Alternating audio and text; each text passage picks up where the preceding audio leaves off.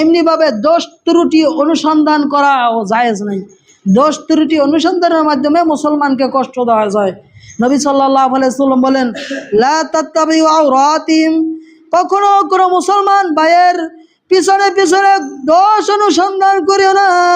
ফাইন্নাহু মান ইত্তাবা আওরাতিম, যেই ব্যক্তি কোনো মুসলমান ভাইয়ের পিছনে দোষ অনুসন্ধান করবেন, ইয়াত্তাবিউল্লাহু আওরাতাহু, আল্লাহ সুবহানাহু ওয়া তাআলা তার দোষ অনুসন্ধান করবেন।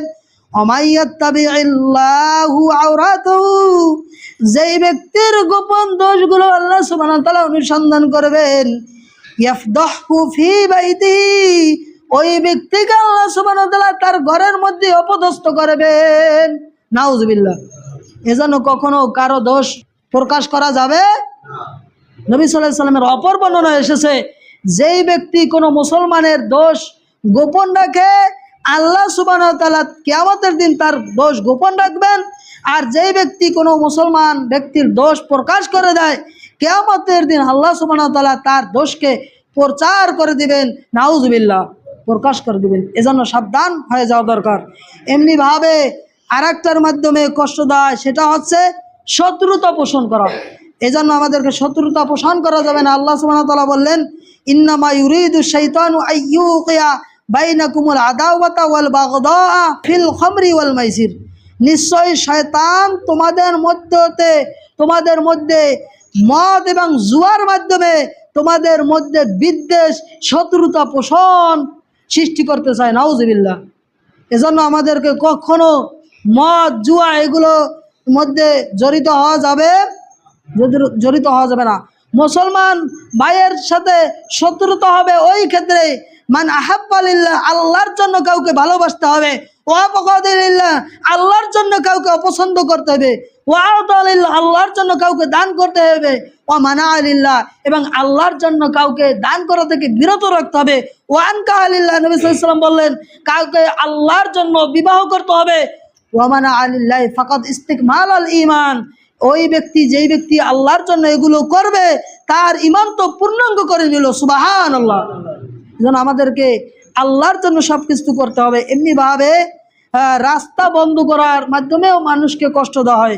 নবী সাল্লাল্লাহু আলাইহি সাল্লাম বলেন, ঈমানের 70টির বেশি শাখা রয়েছে, তার মধ্যে সর্বোত্তম শাখা হচ্ছে এ কথা বলা, লা ইলাহা ইল্লাল্লাহ।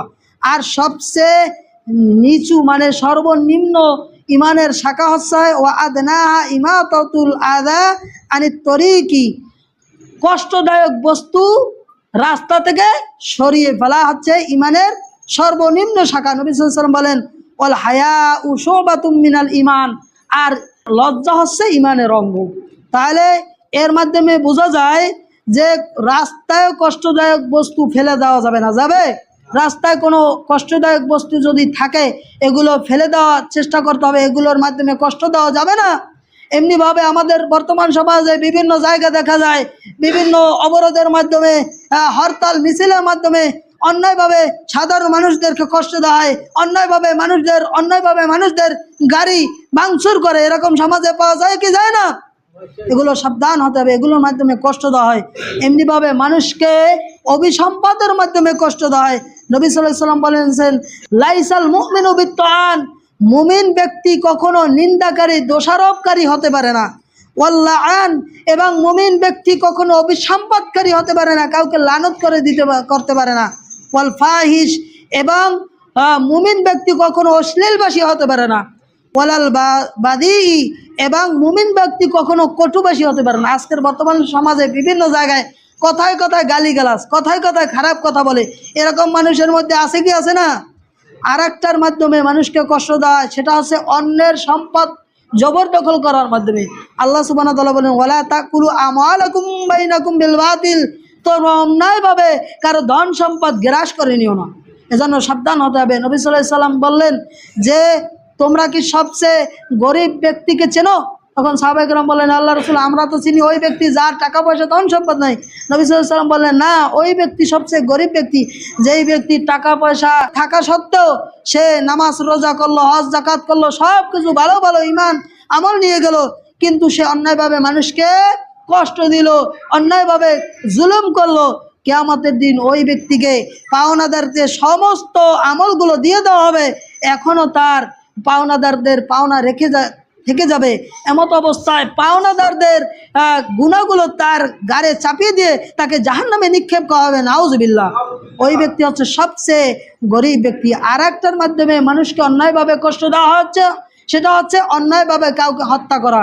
নবী সাল্লাল্লাহু আলাইহি সাল্লাম বললেন, কুল্লুল মুসলিমি আলাল মুসলিমি হারামুন দামুহু, প্রত্যেক মুসলমানের আরেকজন মুসলমানের রক্ত হচ্ছে হারাম করে দেওয়া হয়েছে, ওয়ামালুহু, তার সম্পদকে হারাম করে দেওয়া হয়েছে, তার ওয়া ইরদুহু, এবং তার মান সম্মানকে হারাম করে দেওয়া হয়েছে। অতএব আল্লাহ সুবহানাহু ওয়া তাআলা আমাদেরকে এই সকল বুঝে আমল করবার তৌফিক দান করুন, আমিন। ওয়া আখির দাওয়ানা আলহামদুলিল্লাহি রাব্বিল আলামিন। আকুলু কাওলি হাযা আস্তাগফিরুল্লাহ লি ওয়া লাকুম ওয়া লিসাইরিল মুসলিমিন মিন কুল্লি জামবি ওয়া আতুবু ইলাইহি। সুবহানাকাল্লাহুম্মা ওয়া বিহামদিকা আশহাদু আল্লা ইলাহা ইল্লা আনতা আস্তাগফিরুকা ওয়া আতুবু ইলাইক।